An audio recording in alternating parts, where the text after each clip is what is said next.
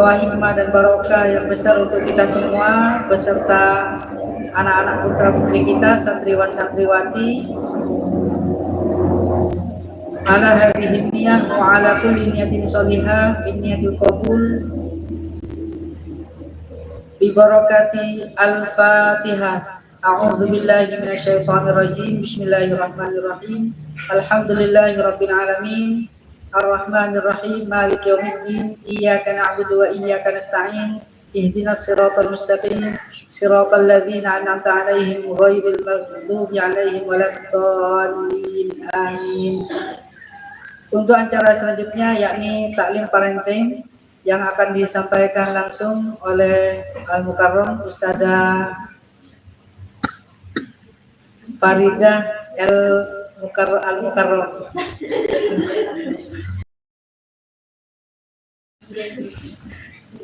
Oleh Ustadzah yang sebelum beliau menyampaikan, disampaikan sekilas profil beliau. Beliau adalah kepala sekolah di SDIT Bina Insan dan beliau juga sering memberikan parenting di antaranya, dan di lembaga tersebut di sanalah bermula metode WAFA yang kemudian juga berimbas pada lembaga TPQ At-Taufik yang awalnya menggunakan metode Iqra klasikal, kemudian beralih pada metode WAFA yang menginduk pada kami. Waktu dan tempat kami persilahkan. Bismillahirrahmanirrahim. Assalamualaikum warahmatullahi wabarakatuh.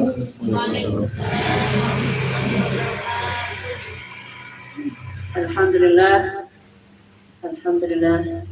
nahmaduhu wa nasta'inuhu wa nastaghfiruh wa na'udzu billahi min shururi anfusina wa sayyiati a'malina.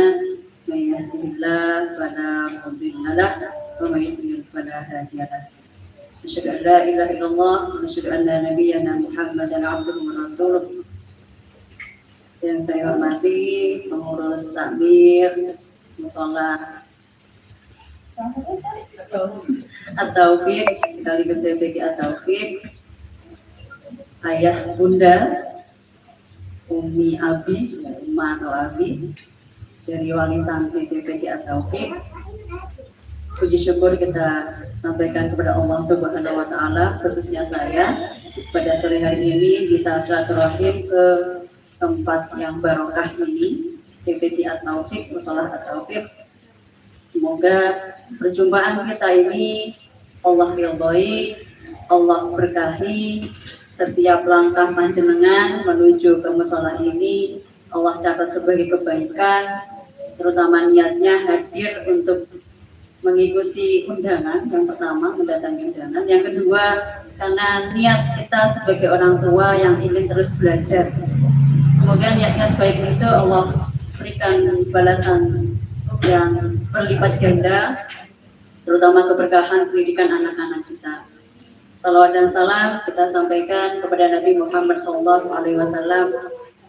teladan terbaik manusia yang kita harapkan bisa kita jumpai wajahnya di jannahnya Allah nanti ketika sampai masa kita, ya, ketika sampai selesai tugas kita mendampingi anak-anak kita, dan Allah beri hadiah bertemu dengan Rasulullah sebagai reward bagi bunda-bunda dan ayah yang mengikhtiarkan pendidikan yang terbaik. Mohon izin saya di sini menyampaikan bukan dalam kadar sebagai ahli, jadi ada disclaimer-nya. Jadi sebenarnya parenting ya, tapi saya ngambilnya itu dari buku ini, boleh ayah? Mungkin nanti bisa dicari ya, buku ini sebagian dari hasil membaca buku ini dan sebagian lain penulisnya almarhum Kak Hilman Al-Madani. Isinya simple tapi cukup menggugah bagi kita, terutama yang punya putra atau putri di usia 7 tahun ke bawah, karena itu masa-masa fondasi awal untuk kita memberikan pendidikan kepada anak-anak kita. Monggo. Lanjut, Ustaz. Disclaimer-nya ini deh, Bunda Ayah. Ini di sini manggilnya Bunda Ayah. Bunda Ayah. Oke, Bunda dan Ayah. Yang pertama, sama-sama meluruskan niat. Saya jenengan kesini hadir bukan karena checklist dari pengurus TPG. Kalau nggak hadir nanti buatan ya. Tapi karena memang tadi niat awal kita ingin membersamai anak-anak kita. Jadi kalau ada kesempatan untuk belajar, sharing terkait dengan pengasuhan, parenting, bismillah, niat, ikut saja, hadir saja. Perkara nanti di sana dapat ilmu yang baru, alhamdulillah. Kalaupun tidak, kita akan diingatkan mungkin beberapa bagian yang oh iya ya. Pun saya begitu. Jadi setiap kali ikut parenting, meskipun dengan pemateri yang sama, di forum yang sebenarnya sama, ada hal yang kalaupun tidak baru, itu sebenarnya mengingatkan saya sebagai orang tua.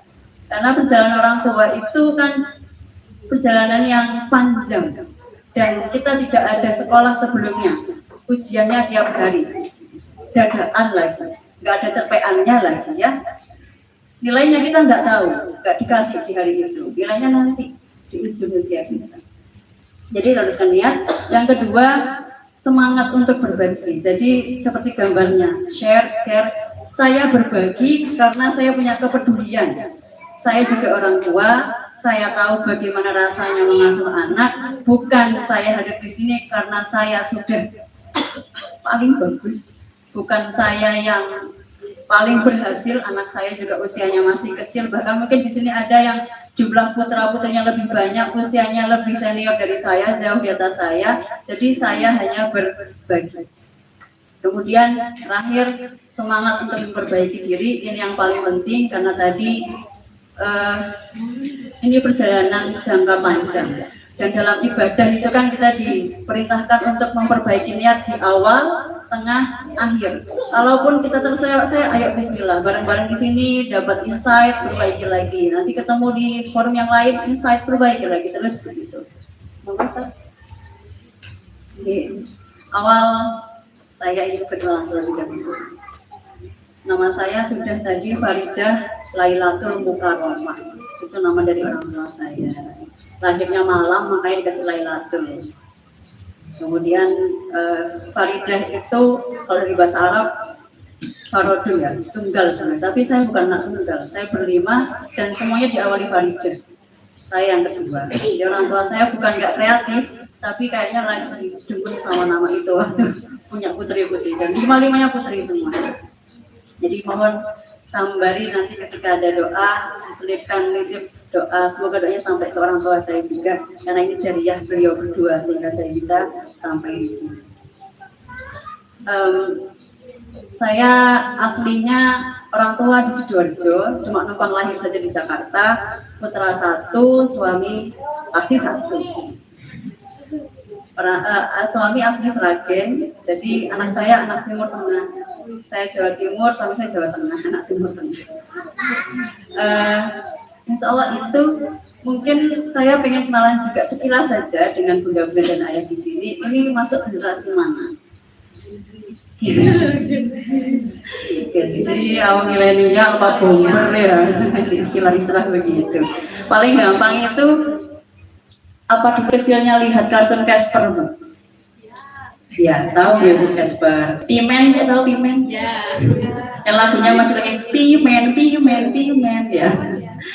Atau yang mendaki gunung, lewati lembah. Ya, ada. Atau enggak itu, Bu? Atau sebelum ada Casper jenengan sudah lahir, berarti jenengan jauh di atas saya. Kalau masih kenal dengan kartun-kartun tadi, berarti ya kurang lebih kita ya masih teman main bekel lah kalau sekampung ya, insya Allah. Jadi nggak jauh beda, insya Allah. Nanti kalau jauh beda, saya takut bahasa saya cangkolang kalau bahasa sini. Insya Allah. Berikutnya, ini pijakan awal ketika kita ingin membahas kajian kali ini ya. Parent time, sebenarnya parenting, cuman saya tadi parent time itu waktu untuk orang tua. Maka di sini ini waktu kita. Ketika kita harus duduk sejenak, mungkin nanti kita flashback, muhasabah sejauh mana pengasuhan kita. Kalau di zaman para sahabat itu ada istilahnya hayanu minus sa'ah gitu ya. Jadi ketika para sahabat itu mulai terlihat futur gitu ya, mulai ya imannya agak turun. Kemudian ada yang manggil para sahabat ini ya, hayanu minus sa'ah, duduk bareng yuk kita beriman sejenak, memperbarui iman. Maka di sini yuk kita parenting sejenak ya untuk memperbaiki semangat parenting kita. At-Tahrim ayat 6. A'udzu billahi minasyaitonir rajim. Bismillahirrahmanirrahim. Ya ayyuhalladzina amanu qu anfusakum wa ahlikum naran waquduha an-nas wal hijarah 'alaiha malaikatun ghilazun shidadun la ya'sunallaha ma amarahum wa yaf'aluna ma yu'marun. Wahai orang-orang yang beriman, masyaallah kita semua beriman nggih, ayah, bunda. Peliharalah dirimu dan keluargamu dari api neraka yang bahan bakarnya adalah manusia dan batu. Menjaganya malaikat-malaikat yang kasar dan keras, yang tidak durhaka kepada Allah terhadap apa yang Dia perintahkan kepada mereka dan selalu mengerjakan apa yang diperintahkan. Ini pijakan awalnya. Kenapa kita harus berhati-hati, harus belajar tentang pengasuhan? Karena Allah perintahkannya adalah peliharalah dirimu. Ayat ini memang awalnya itu diturunkan untuk para ayah sebagai kepala keluarga. Tetapi jangan lupa, ibu itu kan manifestasi tugas dari pengasuhan, yang punya peran, yang punya tanggung jawab sama untuk memelihara anak-anak kita dari api neraka. Jadi kita berharap anak-anak kita itu dari surga, maka kita pulangkan kembali ke surga, tentunya bersama kita. Dan kita ingat bahwa yang menjaga surga, yang menjaga neraka itu para malaikat yang sangat taat, yang nggak bisa, misalnya anak kita kok timbangannya agak jeglek sedikit, ayolah, masa nggak bisa ya? Apalagi dengan iming-iming ngapunten yang sekarang lagi viral, tak sih tak pinjam jet gitu ya, nggak bisa gitu ya, malaikat nggak butuh jet. Jadi ini pijakan awal ya, semoga kita diberikan Allah kemampuan untuk menjaga diri kita yang utama. Makanya di ayat ini sangat jelas, urutannya itu jelas. Makanya di ayat Al-Quran itu Masya Allahnya tata bahasanya bagus, dan setiap kata-katanya itu mengandung makna. Yang pertama disebut siapa Bu? Dirimu, maka kita dulu. Ayah ibunya dulu harus terpelihara, baru anaknya. Karena nggak bisa anaknya dijos wong tuane saisoke, nggak bisa. Lanjut Ustaz. Lanjut Ustaz. Ini terenggiling, tahu nggih terenggiling? Ya, terenggiling itu kalau pas terancam bagaimana posisi tubuhnya? Gulung deh, ya. Jadi kisah ini dituliskan Kak Hilman di buku ini di awal-awal, dan kisah ini karena Kak Hilman ini kan ikut membantu di yayasannya Ibu Eli Risman, kita kenal beliau ya sebagai pakar parenting ya. Dan Ibu Eli Risman suatu saat itu pernah forward sebuah cerita di grup para pembinanya yayasan, itu pengasuh yayasan, kisah tentang terenggiling. Alkisah di sebuah negara, Alkisah pada zaman dahulu, kalau anak-anak ya yang kartunya itu ada sebuah rombongan pejabat kunker begitu, kunjungan kerja, kemudian kulineran, terkenal di situ ada kuliner terenggiling, daging terenggiling. Akhirnya sampailah beliau-beliau di sana, kemudian salah satu penjualnya ini yang masih muda gitu ya, diminta monggo pilih Pak.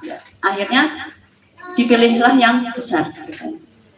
Nah, dipilih yang besar, kemudian mulai karena dia terancam kan langsung gulung ya terenggilinnya, ditarik Bun, tarik gitu ya, ternyata susah sekali, kengkeng gitu ya, ditarik nggak bisa, karena masih muda, tenaganya besar, dibanting sama yang penjual tadi, dibanting tentunya, keluar gitu ya, nggak mau buka, katanya sebentar ini pasti bisa apa gitu kan, kata penjualnya, karena takut malu kan, banting bolak-balik sampai dari hidung terenggiling itu keluar darah, tidak terbuka juga, sampai minta bantuan 2 orang narik nggak bisa juga.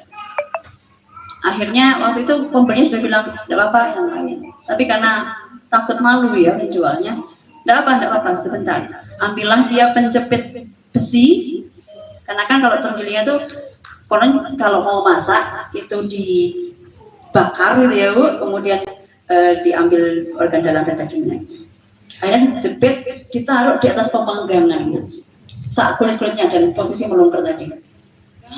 Ketika dipanggil, enggak juga dia membuka dirinya, terus begitu dalam posisi melungker sampai bau angus daging itu tercium, posisinya itu melungker. Akhirnya terus pembeli sudah sampai melambaikan tangan, sudah, akhirnya sudah, ya sudah, mungkin ini bermasalah, katanya si penjual, kayaknya bermasalah, saya ganti yang lain. Akhirnya terenggiling yang sudah terbakar sampai sebagian sisiknya itu terlepas, dilempar ke pasir di belakang dapurnya, diambilkan yang lain.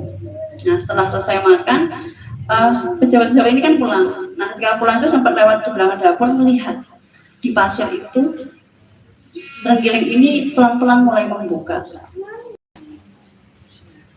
Di tengah-tengah itu nafasnya tersengal-sengal hingga akhirnya selesai dia setengah terbuka, habis nafasnya, mati. Dan ternyata di balik gulungannya itu ada bayi terenggiling yang kemudian bercicit-cicit seolah memanggil induk terenggalingnya tadi. Kisah ini tentunya bisa menjadi refleksi kita ya.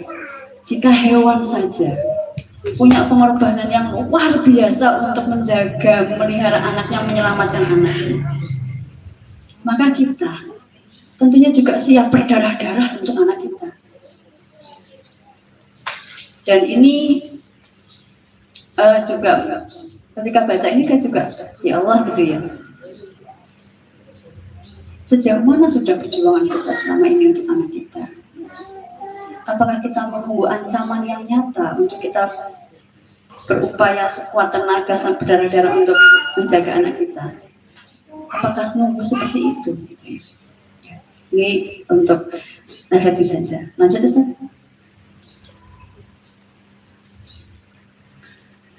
Kenapa saya ambil tajuk kita ilmu waktu dan anak kita? Karena pastinya ini terkait dengan kita sebagai orang tua. Parenting itu ya parentnya dulu yang diurus, orang tuanya. Kemudian kenapa ada ilmu? Karena nggak mungkin kita bisa menjadi parent, menjadi orang tua yang baik kalau kita pokok asal.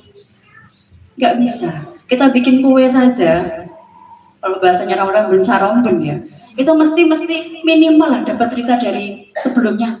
Kalau bikin apa ya, kembang goyang gimana? Minimal ada itu, meskipun kita nggak harus baca literatur kembang goyang yang minimal ada ilmunya. Maka nggak cukup kita pokok anak kita lahir, pokok makan, pokok tumbuh, nggak bisa. Ini bukan bahan pokok ya, ini anak ya. Dan waktu kita tahu bahwa kita tidak pernah bisa merancang sepanjang apa kita bisa mendampingi anak kita. Waktu kita terbatas. Maka keterbatasan itu yang harusnya membuat kita sadar ada yang harus kita siapkan. Untuk siapa? Anak kita. Lanjut Ustaz. Ya, parenting penting dengan rima yang sama. Mengalirkan satu cerita yang akan sama. Parenting itu apa? Parenting itu apa Bun? Ayah? Parent, orang tua. Bukan narsosum terlalu ya Bu. Ngendi? Parentnya ngendi ya. Parenting itu ya kegiatan kita sebagai orang tua. Mengasuh, membimbing, mendidik, dan segala yang menghiasinya. Kemudian penting nggak sebenarnya Bu, parenting itu? Dari anggukan beberapa orang, ya, ada yang semikir gitu ya. Pasti penting, karena kita nggak akan lepas dari kita melek. Biar saya dipikir apa Bu? Mohon maaf ya, saya bisa jawab kadang. Yang dipikir apa Bu? Ya paling besar gitu ya, ibu-ibu terutama. Bekal anak boleh enggak ya? Seragamnya anak kalau mau sekolah, jangan-jangan ada PR belum bilang ya. atau mungkin semalam baru bilang besok ulangan lah gitu ya, atau mungkin harus bawa penggaris, belum siapkan penggaris bilang ya. Dan selain harian itu tadi, ini amanah jangka panjang, dan anak-anak kita nggak pernah minta kok dilahirkan sama kita. Kita kan yang minta. Siapa yang minta ada anak? Kita kan. Kalau kita mintanya sungguh-sungguh gitu ya, bahkan kalau misalnya ada yang sulit hingga promil dan sebagainya, bahkan ada yang mengusahakan bayi tabung, ada yang segala upayanya gitu ya untuk bisa lahir anak itu, setelah lahir kok jadi nggak penting, dan genting nih Bu. Kenapa genting? Salah satunya ini agak ngapunten, agak nyinggung yang hadir di sini. Indonesia itu negara nomor 3 yang fatherless. Tahu father tahu Bu? Ayah. Les itu Bu. Bukan males ya Bu, les. Kurang. Kita kan negara ketiga di dunia yang peran ayahnya itu kurang bahkan hilang. Sehingga kemudian melahirkanlah istilah-istilah generasi-generasi yang lucu-lucu itu kan. Strawberry, alay gitu kan. LG itu nggak lepas dari peran kepala sekolahnya di rumah siapa. Dan yang di rumah yang nggak hadir Bu, beliau-beliau ini luar biasa hadir. Yang nggak hadir nih ayo. Ampun, ini undangnya memang buat bunda-bunda saja. Enggak ya, wah nanti gitu ya. Ya mungkin masih sibuk kerja. Nggak apa-apa, disampaikan saja. Genting ini Pak, genting ya, bukan genting di atas ya. Dan banyak sekali kajian-kajian kepengasuhan sekarang yang melihat bahwa hilangnya peran ayah itu sangat mempengaruhi perkembangan emosional sosial seorang anak. Terus ada yang bilang, gimana nih kondisi saya memang nggak ada, misalnya untuk ngapunten, misal ada yang ayah sudah wafat dan sebagainya. Jangan lupa juga kita punya sosok-sosok yang secara fisik ayah tidak hadir, tapi tetap pengasuhan ayah itu nggak hilang. Nabi Ismail, Nabi Muhammad terutama kan. Kemudian nabi-nabi yang lain. Kalau mau ulama Imam Syafi'i, enggak, bukan jangan salahkan saya, enggak ada. Insya Allah bisa gitu ya. Nah yang bermasalah ini ayah ada, ayah tiada. Bahkan beberapa tahun yang lalu itu saya di viral di kelompok saya viral lagu ayah di manakah engkau berada gitu ya, engkau ada tapi tiada gitu ya. Jadi ayahnya ada tapi perannya tidak ada. Itu lebih ngenes dibandingkan ayah memang nggak ada. Kan eman-eman ya, kerja banting tulang, banting setir, banting kulkas gitu ya, tapi nggak kerasa hadirnya ayah itu. Eman-eman. Lanjut Ustaz. Nah, ini saya sampai jam berapa? Takut bablas. Sampai selesai. Oke. Oke, ini 1, 2, 3, 4, 5. Ini soal nggak banyak Bu. 5 yang kita butuhkan sebagai orang tua. Ini inti pembicaraan kita sore hari ini, Bunda. Bahwa orang tua itu harus tangguh di masa-masa seperti ini. Dan ini PR kita bersama, PR saya juga ya. Bagaimana kita bisa menghadirkan orang tua yang pertama tangguh spiritual. Kita bisa menjadi penjaga, pengokoh keimanan keluarga. Maka kembali ke akar ayat 6 tadi. Ku anfusakum, apakah kita, keimanan kita sudah kokoh sehingga kita berharap anak-anak kita menjadi anak yang solih? Apakah kita sudah menjadi ibu yang solihah, istri yang solihah, ayah yang solih, suami yang solih, sehingga berharap anak-anak kita solih, solihah? Kan nggak fair ya kalau kata anak sekarang ya, anaknya ngapunten didorong ke TPD, alhamdulillah itu bagus, bukan salah, yang mereka nggak didorong ke TPD, kecil wis bunda lu malu, bunda nggak ngaji, nak terus ngaji wis nak gitu ya, bukan begitu. Tapi anaknya sudah didorong bagus Bu, langkah pertama ya, bagus langkah pertama. Berikutnya orang tuanya juga harus Karena anak sekarang itu kritis kan Bun. Anaknya suruh ngaji, Bunda nggak ngaji, ayah nggak ngaji. Kalau di sekolah itu begini, kadang lucunya ya. Kalau pagi itu kan kami penyambutan, saling di depan, tanyain. Kalau kami pertanyaan template-nya itu sholat subuh, nak? Enggak. Orang itu bisa tanya, kenapa nggak sholat subuh? Sebagian sih kesiangan, tapi ada yang lucu. Kenapa nggak sholat subuh? Aku nggak dibangunkan. Masa nggak dibangunkan? Iya, ayahku dan bundaku juga belum bangun lah. Nah ini gimana ya Pak? Berikutnya ketika saya saling orang tuanya gitu lah, tanya orang tuanya. Ya ini cuma satu dari sekian ya. Dan mungkin waktu itu lagi capek, ya. Jadi harus jadi pokok dulu. Anaknya dijos hafalan.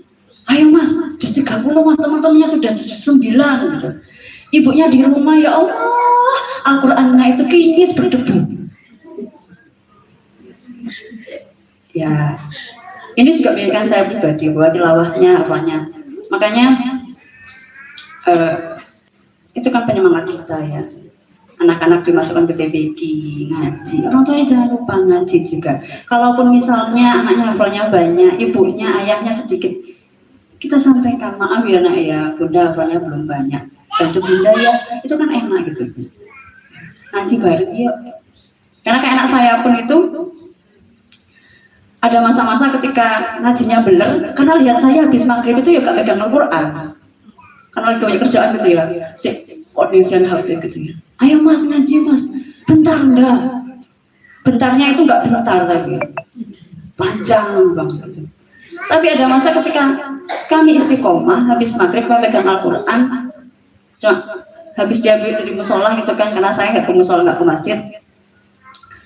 Terus dia masuk kamar, mas habis sholat apa? Iya ndak, pegang sudah juz amalnya ngaji. Karena saya juga ngaji. Dan itu enggak hari itu tok Bun. Kalau misalnya cuma hari itu saya ngaji, besok nggak ngaji. Oh ya angel susah itu. Mas, ayo ngaji. Bentar, banyak banget bentarnya. Jadi orang tuanya dulu harus kokoh imannya. Termasuk ketika ada kejadian-kejadian gitu, orang tua harus memperlihatkan kekuatan imannya. Jangan nanti ketika ngapunten ada ujian di keluarga gitu ya. Gitu ya. Ibunya tantrum duluan sebelum anaknya. Gak tangguh spiritualnya.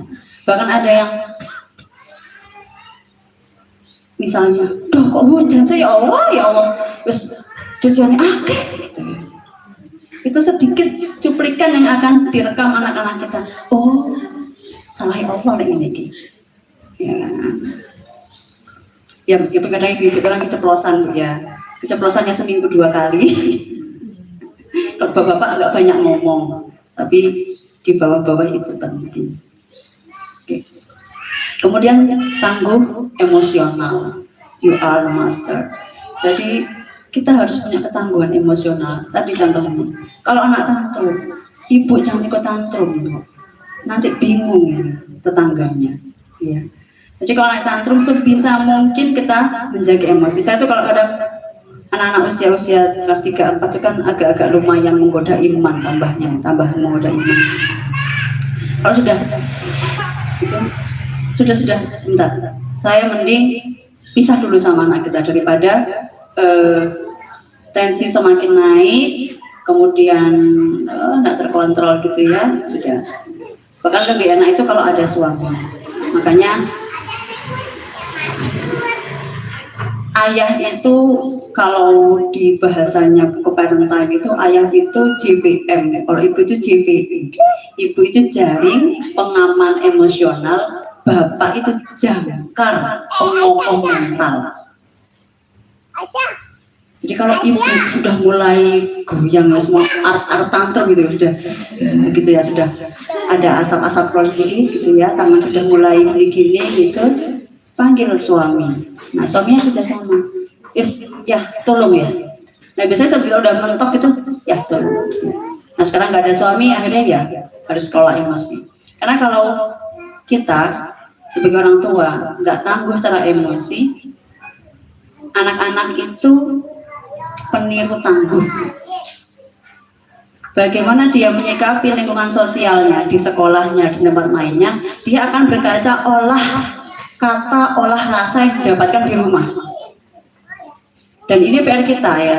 Jadi ini autokritik buat kita, saya juga orang tua nih. Kita jangan sampai ketika anak kita ada masalah di sekolah, yang disalahkan sekolah. Ingat, anak kita 0 sampai 6 atau 5 tahun itu siapa yang ngajari semua kosakata kosarasa? Kita. Jadi ke kita dulu. Ada sebuah kisah anaknya Mahatma Gandhi, Arun Gandhi kalau nggak salah. Mungkin dia pernah dengar ceritanya ya. Arun Gandhi ini sudah bukan anak-anak sih ya. Kisahnya mungkin remaja atau mendekati dewasa. Suatu saat Mahatma Gandhi sudah ada acara, kemudian pesan ke anaknya, jemput aku, jemput ayah setelah selesai acara. Nah, anaknya ini memang rencana mau masukkan mobil ke bengkel, servis dulu, selesai servis, kemudian jemput ayahnya. Nah, diteleponlah, di mana nak? Gitu kan. Sebentar ayah, masih di bengkel, katanya Arun Gandhi. Ayahnya tahu, Mahatma Gandhi tahu, karena dia telepon ke bengkelnya dulu. Dia tahu bahwa anaknya bohong. Ketika sudah ketemu, ayahnya bilang, Mahatma Gandhi bilang ke Arun, sepertinya ada yang salah ya dengan cara ayah mendidik kamu, sehingga kamu harus berbohong kepada ayah. Karena itu sebagai hukuman ayah akan jalan kaki saja. Yang dihukum siapa pun. Padahal dari mohon maaf dia sudah minta maaf ke ayahnya, menceritakan alasannya, minta maaf, jadi tidak apa-apa. Ini hukuman buat ayah karena mungkin ada yang salah dalam pengasuhan ayah. Maaf bahkan ini beneran jalan sampai Arun itu nggak enak, dituti di belakang. Bener-bener jalan. Ini agak gerget ya ketika baca cerita begini. Selama ini kan kita yang dipus anak ya, salah ya anak. Maka sebenarnya siapa yang paling sabar menghadapi kita, Bu? Anak kita sebenarnya. Tiap hari dimarahi ya tetap nempel gitu ya. Coba kalau kita, Bun, sekali dimarahi tetangga, besok kira-kira nyapa nggak, Bun? Anak kita tiap hari dimarahi, diomeli dari bangun sampai malam gitu ya. Petuahnya panjang lebar gitu ya. Tapi ya besok, ayah gitu ya. Yang ketiga, tangguh intelektual. Jadi ayah bunda harus terus belajar, punya wawasan. Jangan sampai ayah dan bundanya menjadi sumber ilmu terakhir bagi anaknya. Ya meskipun kalau anak sudah SMA ya bukan ilmu begitu pun. Minimal ketika anaknya butuh konfirmasi itu orang tuanya punya wawasannya. Jangan sampai misalnya, bunda apa itu yang keluar dari gunung itu enggak, apa enggak tadi ada percobaan itu enggak di sekolah, apa enggak larva oh larva enggak ya, besoknya ketemu di sekolah ketika ulangan larva, bener ini ustazah, bener ini bu, kata bu ibuku itu larva, iya bagus. Jadi harus bisa. Kemudian yang paling penting adalah ayah bunda itu menjadi coach keluarga. Coach itu apa Bun? Pelatih. Nah, kalau kita lihat coach di lapangan sepak bola, coachnya ikut main enggak, Bu? Ikut main enggak? Enggak ada ikut main. Apa yang dilakukan coach? Mengarahkan. Ada perbincangan coaching di sana. Maka komunikasi di sini. Sejauh mana kita sudah melakukan komunikasi yang baik kepada anak-anak kita? Kalau yang lagi baru aja tadi kita obrolkan di sekolah saya dengan guru-guru itu terkait anak-anak itu punya kosa-kosa kata yang diucapkan tapi mereka nggak paham. Misalnya ya, anak-anak bilang apa tadi itu di sekolah, anak bilang sesat itu ustazah ya. Sesat ya. Jadi gimana? Sesat ya. Jadi main lempar botol dulu, sekarang anak suka main lempar botol kan digulingkan, kalau bisa berdiri dia bagus menang gitu kan. Itu katanya kalau berdiri nanti dia disuruh kata-kata tidak baik, itu kan kata-kata sesat ya. Sesat itu apa mas? Tidak tahu Ustaz. Kan sudah ngomong sesat, berarti tahu sesat itu apa mas? Tidak tahu Ustaz. Itu gitu. Sesat itu apa? Tahu nggak, sesat itu kayak gini. Kalau misalnya ada orang, kita kan orang Islam menyembah Allah, itu betul. Kalau ada orang kok menyembah kuburan, nah itu sesat namanya. Temannya tadi sesat nggak? Enggak. Berarti sesat atau salah? Salah. Nah itu komunikasi begitu. Jadi kalau misalnya sekarang anak kan banyak ya, ngapunten terpapar pornografi ya, Bu. Kita harus akui itu. Silahkan dicek anak kita. Bahkan anak saya gitu ya, meskipun saya sudah coba jaga di pegangan dia kan gadget itu, tapi kan namanya dapat dari mana saja kan bisa. Kita nggak bisa nyalahkan anak-anak yang lain, karena anak yang lain pun juga korban sebenarnya. Nah ketika dia dapat kosakata baru, misalnya ya saya sampaikan saja, anak saya itu pernah bilang kuda-kudaan. Saya bilang kuda, orang itu manusia mas, bukan kuda mas. Kuda-kuda itu namanya kuda, hiha itu kan kuda-kudaan saya bilang. Ini kan bukan kuda, ini manusia. Begitu itu, komunikasi begitu. Jangan sampai ketika misalnya bilang kuda-kuda, hei, gak boleh, dosa. Apa hubungan kuda, dosa? Karena dia kuda-kuda aja gak ngerti, kayak tadi sesat, gak ngerti sesat itu apa, Bu. Jadi ketika ada seperti itu, kita jadi coach. Menurutmu apa artinya? Kenapa kok disampaikan begitu? Itu yang penting. Kesalahan kita kadang saya mungkin dulu juga pernah begitu, langsung diikat, jangan mas, dosa, gak suka Allah, gak suka. Anak seumur itu loh, ngerti tak dosa dalam artian yang nyata ya. Ya mungkin dia tahu oh, kalau gak sholat dosa, ngomong loh bun, kata-kata kuda dosa. Jadi harus dipastikan bahwa anak-anak kita paham apa yang dia sampaikan, tahu maksudnya itu ngomong apa sih maksudnya. Problem solver juga. Jadi ketika ada masalah, ya kita hadir sebagai fasilitator, bukan sebagai pengambil alih masalah. Di sekolah kami itu kan, alhamdulillahnya kerjasama dengan psikolog ya. Jadi setiap anak mau masuk, kita tes psikotesnya, kemudian nanti ada penyampaian hasil. Dan di sana kita akan tahu bahwa tipologi anak yang seperti ini hasil dari pengasuhan yang lalu apa yang harus dilakukan setelahnya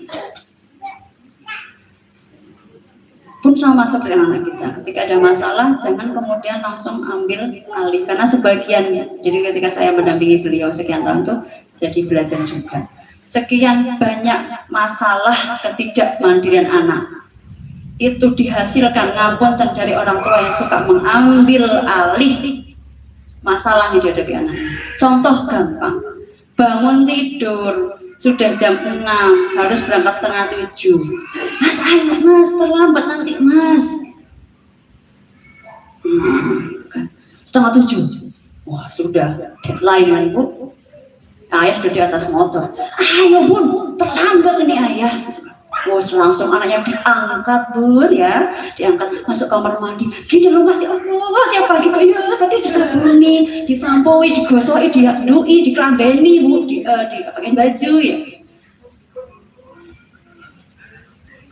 Beliau teman saya.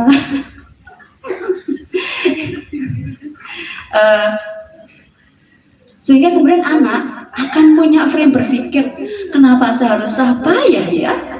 Toh nanti serame apapun ibu saya, sesulit apapun masalah saya, selesai kok. Ya kan? Maka ketika sampai di lingkungan luar, di sekolah, di tempat permainan, ketika ada masalah dia nggak mau pikir panjang. Pokok mauku begini, karepku begini, sudah. Masalah di belakang ada yang akan menyelesaikan. Jadi jangan menjadi, maksudnya problem solver itu bukan setiap kesulitan kita diambil alih, bukan. Ketika dia ada masalah, kita arahkan. Misalnya kayak tadi pagi terlambat atau rutinitasnya sudah kacau, duduk sebentar, ngobrol sama anaknya. Mas mau tiap pagi terlambat? Nggak, di sekolah nggak ditanya sama ustazah, sama bu guru? Ya nggak mau. Terus gimana? Terlambatnya kira-kira karena apa? Sama kayak misal pagi saya nanya anak yang terlambat, atau nggak sholat subuh misalnya. Nggak sholat subuh kenapa? Siangan saja, kenapa Pak kesiangan? Memang akan panjang, dan kadang kalau jawabannya itu agak antri panjang gitu ya Mas Ali. Tapi diusahakan setidaknya dia pertanyaan itu, kenapa kok terlambat? Kenapa kok kesiangan? Karena ini. Kenapa kok bisa begitu? Soalnya semalam. Nah kira-kira kalau semalam begitu, kalau pengen paginya bangun gimana harusnya? Jadi anak-anak dirangsang, distimulasi untuk mencari penyelesaian masalah bagi masalah yang dihadapi. Dari hal kecil akan menjadi berkepanjangan pola berpikirnya ketika dia dewasa, remaja, dewasa. Dia punya cara berpikir, bukan punya cara mencari orang yang menyelesaikan masalah. Gitu. Kemudian tanggung sosial, punya ketegasan, keberanian, bukan. Ya ini kadang kita kalau guyon sama guru-guru itu kita punya sisi galak masing-masing kan punya. Meskipun saya kepala sekolah gitu ya, ada yang bilang, saya sih aduh, dia nggak tahu galak saya di rumah. Punya sisi-sisi kalau istilah orang galak, tapi sebenarnya itu ketegasan. Jadi ketegasan itu kan identik dengan apa Bu? Disiplin, bukan tone yang tinggi, bukan marah yang simultan. Tegas itu ketika ada aturan, konsekuensi, dalam kondisi apapun, aturan ini harus berjalan. Kalau dilanggar, konsekuensi ini harus diberikan. Itu tegasnya. Kadang kan ini ngapunten ya, kita banyak autokritik ya di sini ya. Karena saya pun melihat saya sebagai orang tua, kalau di kajian parenting yang mengenai saya itu kalau banyak autokritik ke diri saya. Oh iya, saya kok begitu ya, bisa enggak. Autokritiknya begini. Ya mas ya, besok lagi ya. Kalau nggak sholat subuh lagi ya, uang saku tak potong 2.000 ya. Iya ya dah. Gitu. Besok paginya dikasih utuh. Oh, guyonan ternyata omongan semalam. Terulang lagi. Kau sudah bilang ya kemana nggak sholat subuh lagi. Tak potong ya. Iya dah. Karena nggak akan terjadi pemotongan itu. Tapi kalau ada ketegasan, dan termasuk tegas ini bagi orang tua juga harus punya menampakkan. Jadi saya pernah agak tersadarkan tuh begini. Satu pihak yang sangat boleh kita sombongi amal kita itu anak kita. Tadi yang ketika kita sholat anak harus lihat bahwa ibu sholat, ibu ngaji harus kelihatan. Jangan kemudian aku nggak mau sombong depan anakku lah, ngaji di kamar aja gitu. Jangan, kalau perlu ngaji di ruang tengah, suara dengan bagus, kencangkan sekalian. Ya.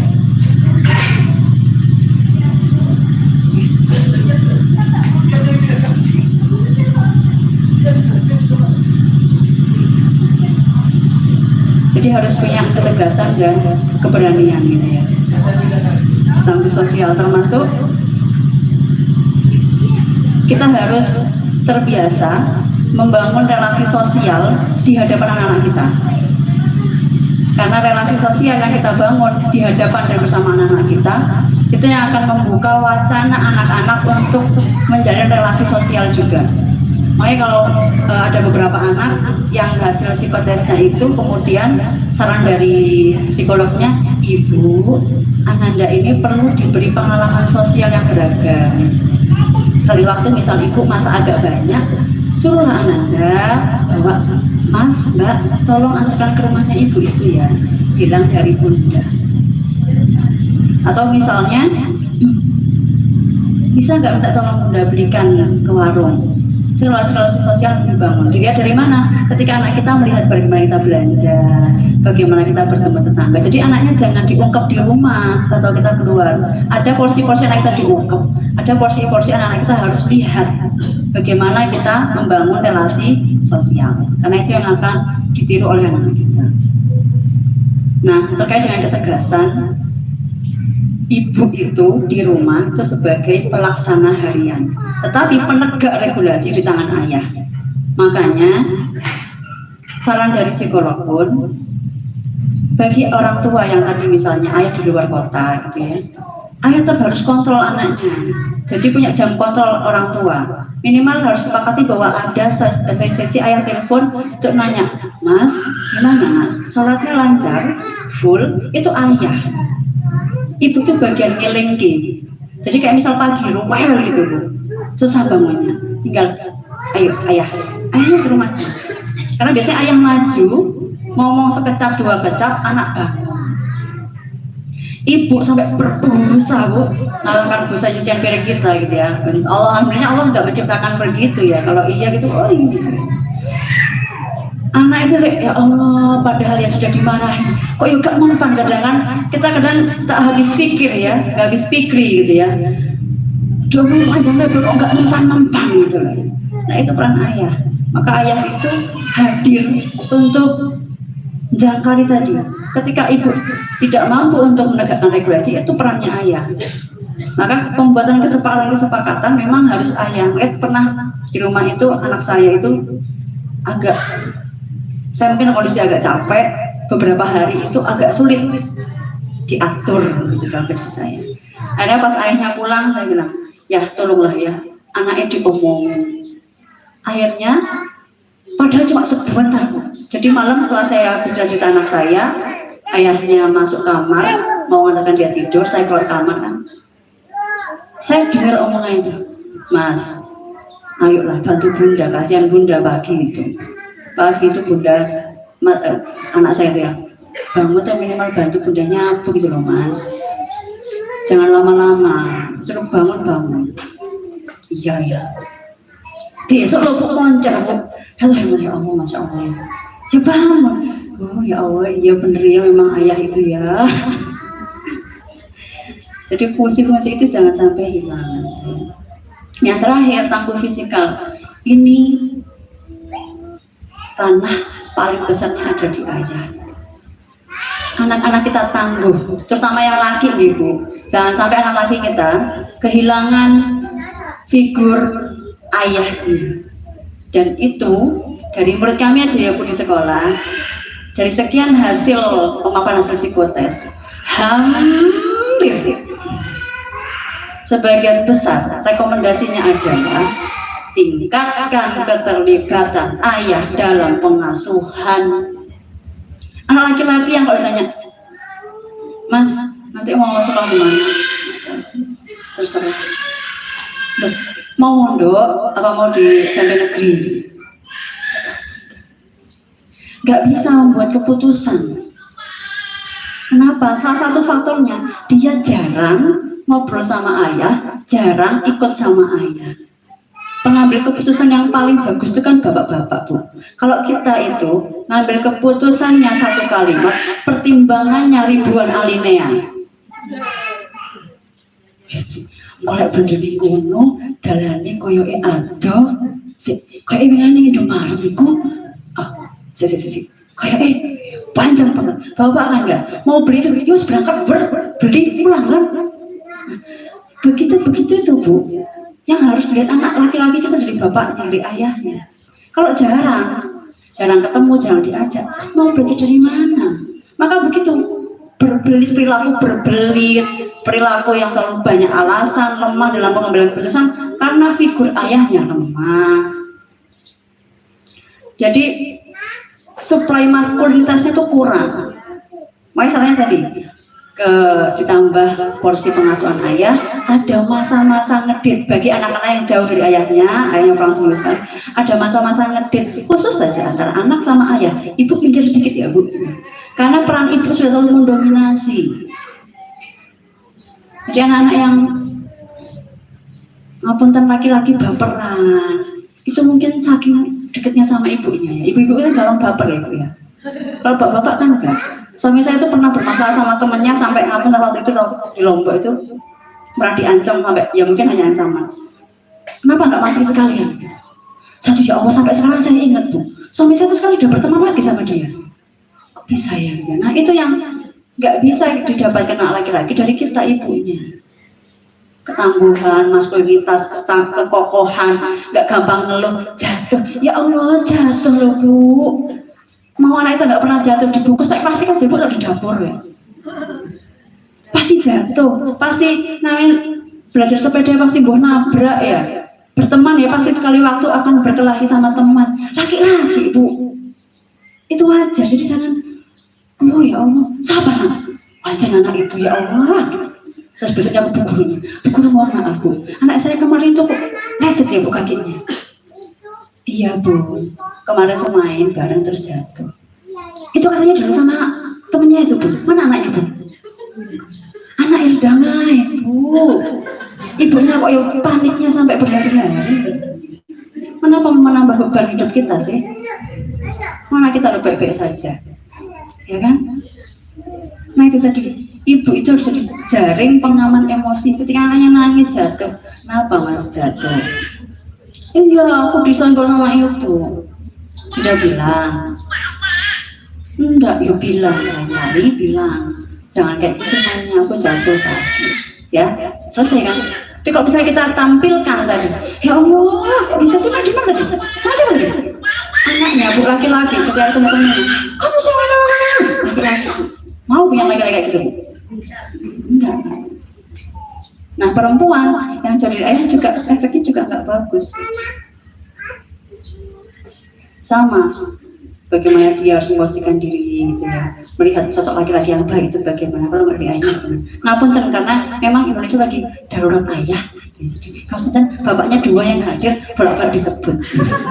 Semoga pertemuan parenting berikutnya dengan narasumber yang lain tetap hadir ya.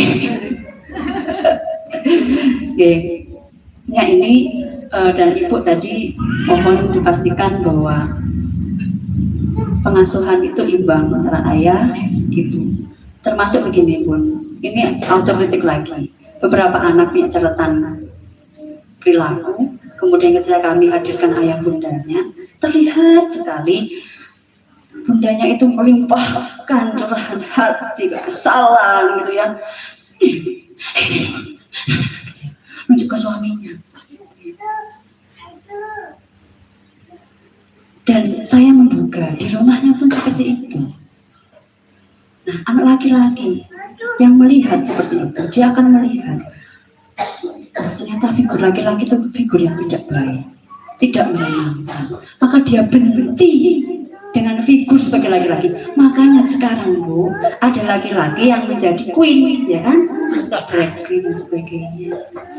Karena mungkin melihat di rumahnya sudah ayahnya mungkin kurang ada porsi pengasuhan, ibunya menambah bahwa ayahnya adalah seorang laki-laki yang tidak bertanggung jawab, tidak bisa mengayomi bunda.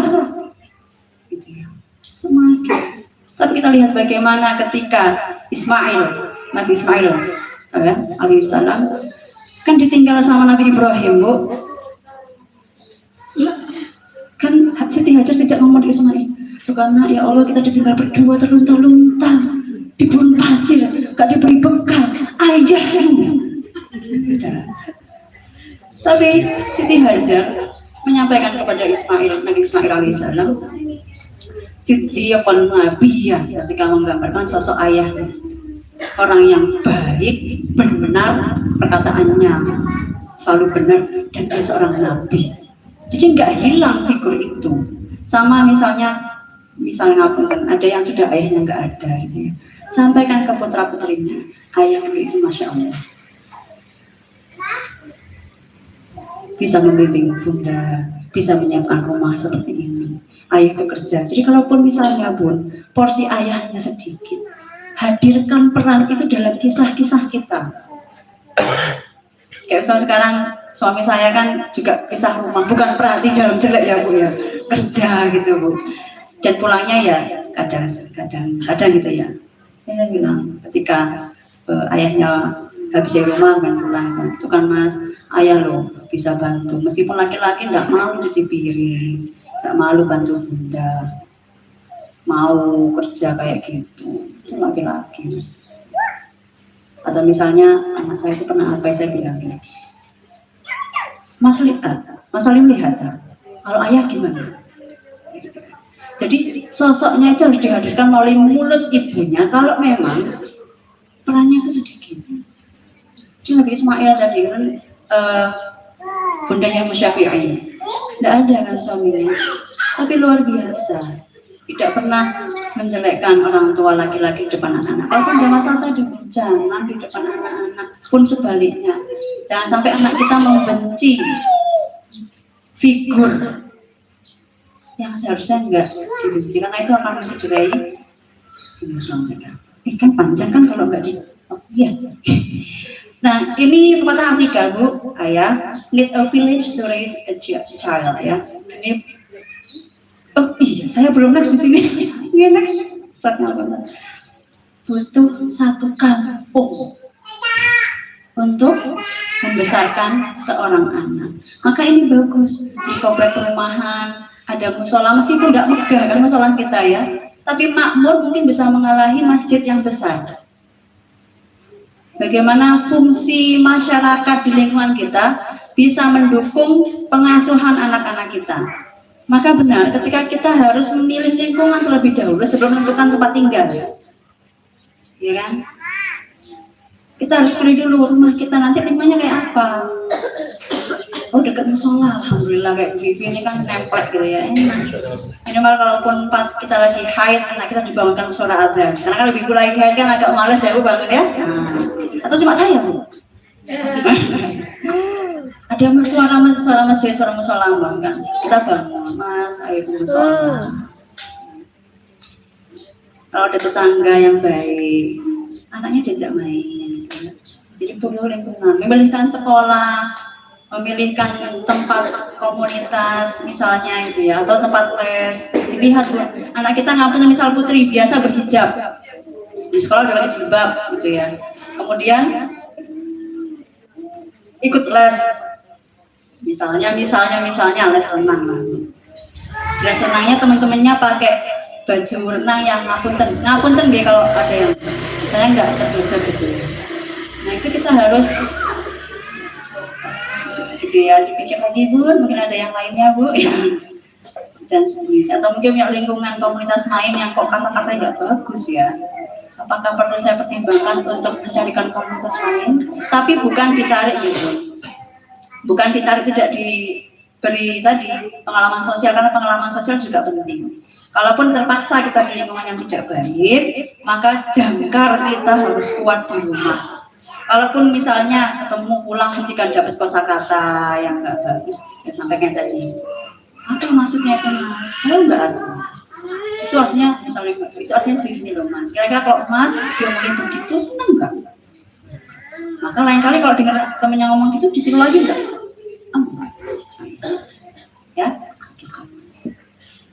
Lanjut itu. Terakhir, do the best, let Allah finish it. Bismillah, kita lakukan yang terbaik sembari mengistighfari diri. Saya meyakini bahwa saya punya salah yang banyak ke anak saya, pun kita mungkin punya salah gitu ya. Maka kita upayakan yang terbaik, memilihkan tempat ngaji yang terbaik. Alhamdulillah. Kita berusaha untuk mengistiqomahkan diri kita, mengikuti ritme anak kita. Alhamdulillah. Kemudian memilihkan lingkungan yang terbaik. Alhamdulillah. Kalaupun ternyata semua ikhtiar kita itu belum menghasilkan apa yang kita harapkan, terakhir tawakal, biar Allah yang menyelesaikan. Karena kita kalau mau penghiburan bagi orang tua sudah berusaha sekian banyak, ternyata anaknya kok gak soli-soli di mata kita. Apakah Nabi Nuh kehilangan kemuliaannya karena anaknya ikut dalam rombongan yang tenggelam? Tidak. Apakah Nabi Lut tercederai kemuliaan kenabiannya karena keluarganya yang ikut-ikutan dalam? Tidak. Allah mengangkat beliau nabi-nabi ini karena upayanya yang sudah semaksimal mungkin untuk menghantarkan putra-putrinya. Perkara takdir anak kita nanti menjadi ujian, karena ada di Al-Quran juga ya, anak, istrimu, harta menjadi ujian. Barangkali memang Allah takdirkan sebagai ujian, kita tawakal kepada Allah. Yang penting kita sudah membulatkan tekad, dalam artian sudah ikhtiar maksimal, kita tawakal kepada Allah, dan kita berharap ikhtiar kita tadi itu yang membawa kemuliaan kita. Kalaupun anak kita belum menjadi qurrata a'yun di dunia ini, ya. Insya Allah itu penutup dari saya. Mohon maaf agak panjang. Semoga bermanfaat bagi saya pribadi dan Allah mengampuni saya, karena biasanya banyak ngomong yang banyak salah Bu ya. Jadi mohon diampuni dan semoga bermanfaat bagi ayah bunda semuanya. Alhamdulillah. Wassalamualaikum warahmatullahi wabarakatuh. Waalaikumsalam warahmatullahi wabarakatuh. Terima kasih disampaikan kepada Ustazah Farida El Mukarromah, pakai L. Alhamdulillah, untuk memberikan refleksi kepada kita semua, kami berikan sesi berikutnya, yakni sesi tanya jawab. Boleh satu dua ya, maksimal dua. Mungkin dari ayah bunda yang hadir di sini ingin melayangkan pertanyaan offline. Yang pertama langsung dari bunda yang ya.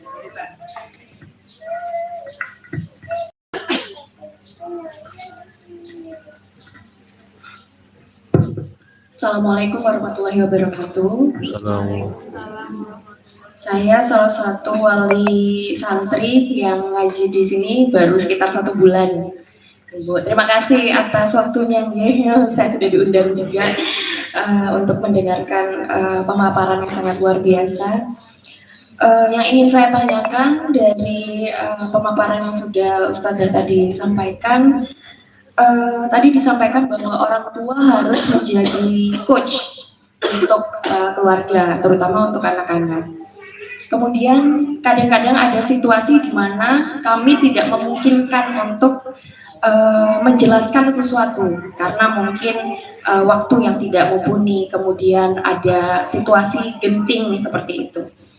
Kira-kira ada nggak shortcut atau kalimat sementara yang bisa disampaikan untuk menenangkan putra-putri kita, tetapi tidak serta-merta memutus pembicaraan saat itu. Gitu. Ini pertanyaan pertama. Gak apa-apa ya, Ustazah. Bercabang sedikit aja. Kemudian yang kedua, Ustazah. Bagaimana cara memutus rantai kesalahan parenting yang diturunkan dari parenting di masa lampau misalkan.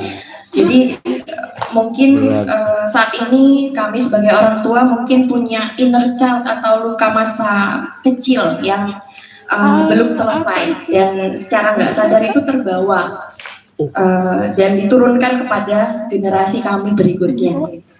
Ada nggak caranya gitu untuk memutus itu dengan dengan mudah? Karena sebetulnya luka masa lalu itu kan tidak mudah untuk diselesaikan ya Ustazah, seperti itu. Itu saja pertanyaan dari saya. Terima kasih. Wassalamualaikum warahmatullahi wabarakatuh. Cukup aja langsung aja.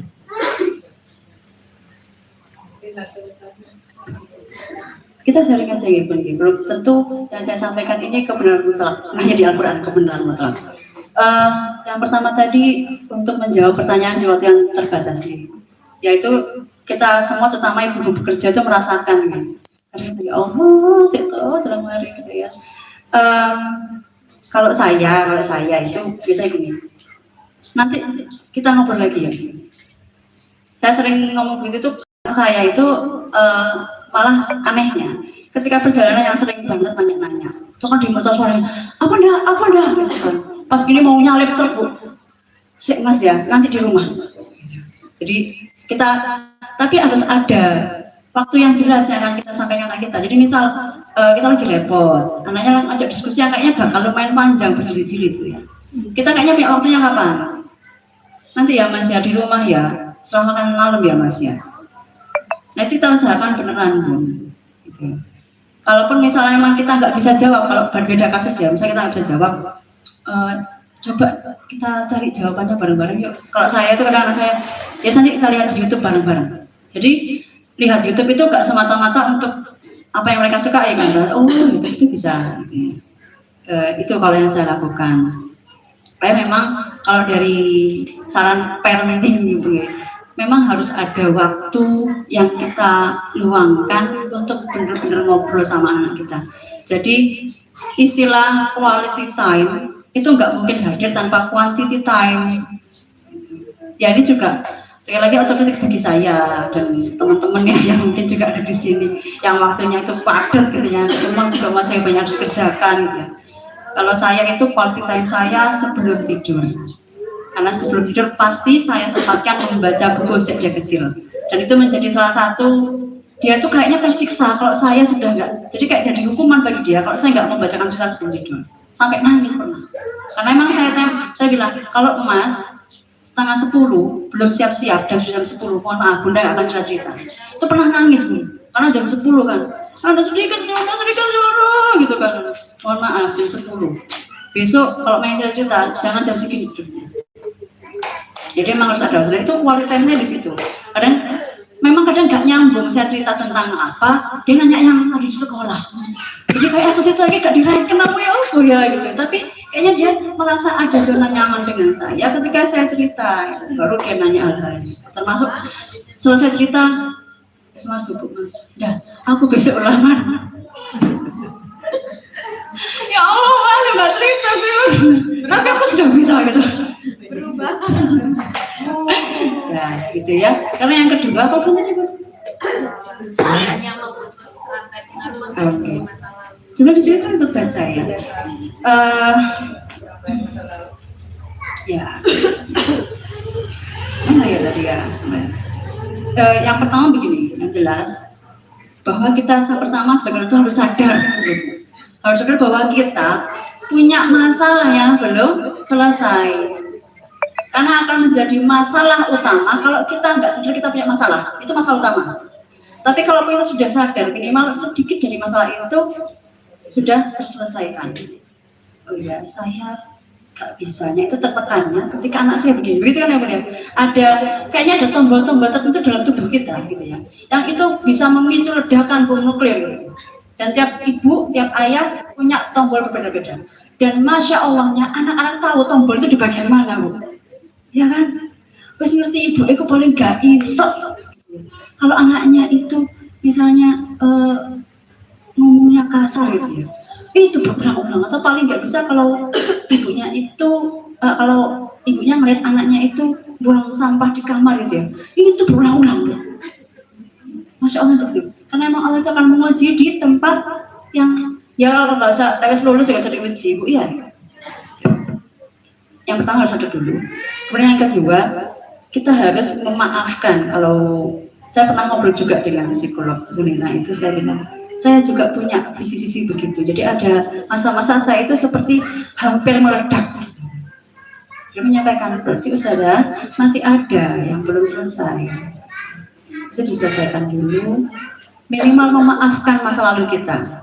Jadi misal mungkin saya lahir dibesarkan di kultur keluarga yang kenceng Bu, matriarki tapi kenceng matriarkinya, sehingga saya pun meskipun 5 perempuan anak ibu saya itu semuanya yuk kayak masalah kendel gitu ya, tidak kalah sama laki-laki misalnya begitu. Nah, ada sisi yang ternyata itu nggak bagus untuk pengasuhan, maka kita harus sadar, oh saya lemahnya di sini, maka sudah saya maafkan dulu. Mungkin dulu ibu saya ya, memang belum paham, maka saya maafkan, saya ya mencoba satu mengetahui, kedua memaafkan, kemudian kalau sisi sebenarnya inti utamanya itu ya Bu, bagaimana kedekatan kita kepada Allah. Karena Ayah Irwan Rinaldi dan beberapa pakar parenting itu pernah menyatakan, sebagus apapun teori parenting yang jenengan ambil, tapi kalau kedekatan kita kepada Allah itu rendah, lemah, ya sulit. Tapi selemah apapun teori parenting yang jenengan ikuti, kalau kita punya kedekatan sama Allah dan kita berupaya tersebut baiki diri, insya Allah Allah akan kasih jalan perbaikan. Karena banyak kan cerita, ya jangankan gitu lah ya, orang tua saya saja dengan model pengasuhan yang seperti itu, alhamdulillah gitu loh. Sekarang itu saya begini tuh alhamdulillah. Karena apa? Ya mungkin karena malam-malam beliau yang nggak pernah putus ya, yang doanya itu nggak karena itu kan. Jadi mungkin itu gitu yang menyelamatkan kita dengan semua di sini. Karena doa-doa orang tua kita, kesolihan orang tua kita. Dan Allah itu nggak pernah akan membalas lebih rendah kan? Pasti lebih tinggi. Jadi ini juga nasihat buat saya pribadi. Bahkan saya itu pernah diingatkan sama ustadz saya, ya beliau nggak ingatkan saya sih ya pas pengajian gitu ya kan. Beliau cerita, beliau itu kalau ada masalah sama putranya, beliau itu akan nambah sholat sunnahnya. Terus saya tahu, ya Allah, gak seperti beliau. Kok mau berharap anak saya itu diselamatkan dengan parenting saya yang pas-pasan begitu ya, yang waktunya terbatas gitu ya. Nah, orang-orang soleh itu saja, yang soleh gitu loh Bun, itu masih ada yang menambahkan Fatihah sejumlah putra-putrinya setelah beliau berdoa setelah sholat gitu. Kita, saya lah ya, saya itu loh belum begitu. Jadi ini semoga mengingatkan saya dan kita semuanya. Ya, Alhamdulillah, terima kasih. Sepertinya waktunya mencukupi karena lagi kita sudah masuki maghrib. Iya Bapak, mencukupi Pak Imam. Mungkin ada statement closing statement sedikit ya, sebagai pemantap. Bismillahirrahmanirrahim. Kalau saya boleh beri konklusi gitu, yang pertama kita memang harus mendekatkan diri kepada Allah Subhanahu Wa Taala. Solihkan diri kita, berusaha lah minimal ya, berusaha dengan segala keterbatasan kita, dengan segala masa lalu kita usahakan dekat kepada Allah. Semoga Allah menolong kita. Yang kedua, kita upayakan keteladanan. Sekali lagi keteladanan. Anak kita suruh ngaji, anak kita suruh menutup aurat, kita juga menutup aurat. Anak kita hafalan meskipun dengan terbata-bata dan segala kekurangan kita. Yang ketiga, minta maaf dan minta ampun. Minta maaf kepada anak kita. Saya kadang juga minta maaf sama anak kita. Gitu kesalahan anak saya ketika maaf ya Mas ya tadi Bunda lain kali gitu. Jadi ada konklusi itu. Dan kita minta ampun kepada Allah di doa-doa kita. Lomping firli itu, firlinya itu sambil ingat bahwa kita punya salah pada anak kita. Dan tadi ingat manusia yang paling sabar dengan kita itu anak kita. Soal itu semoga Allah Subhanahu Wa Taala memberikan kita hidayah. Terakhir saya lupa, ayah bunda mohon jaga keharmonisan lahir karena PR berbanyak. Selain pada masa itu ayah bunda tidak seiring sejalan. Itu yang menjadikan anak-anak kita kehilangan arah. Insya Allah itu semoga bermanfaat. Assalamualaikum warahmatullahi wabarakatuh.